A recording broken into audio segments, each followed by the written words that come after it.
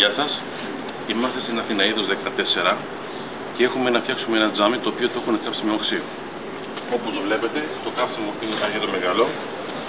Έχουμε μαδέψει από μέσα με μια ταινία και τώρα θα αρχίσουμε το τρίψιμο με τα θετικά εργαλεία της Glass Renew.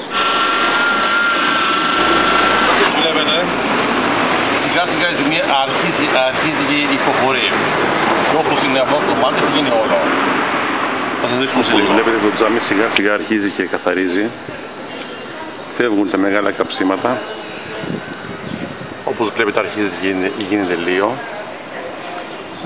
Αυτό είναι το σύστημα της Glass Renew. Όπως βλέπετε το τρίψιμο πια έχει τελειώσει. Δεν φαίνεται πια κανένα σημάδι από το κάψιμο. Είμαστε πια έτοιμοι να αρχίσουμε το γυάλισμα. Λοιπόν, συνεχίζουμε τη δουλειά μας. Έχουμε αρχίσει και κάνουμε το τελευταίο προϊόν. Όπως βλέπετε ήδη, σε αυτό το κομμάτι, το τζάμι έχει αρχίσει και γυαλίζει και επαναφέρει στην αρχική του κατάσταση. Όπως βλέπετε, η δουλειά έχει σχεδόν τελειώσει. Η ζημιά εξαφανίστηκε και σιγά σιγά θα καθαρίζει το τζάμι για να δούμε πραγματικά ότι έγινε σαν καινούριο.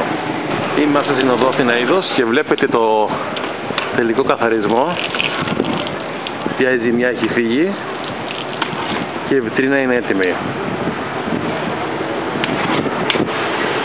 Πραγματικά το τζάμι έχει γίνει τέλειο. Βλέπετε πόσο μεγάλο είναι το τζάμι.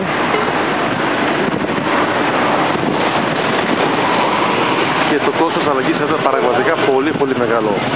Οπότε μην το αλλάξετε, φτιάξτε το.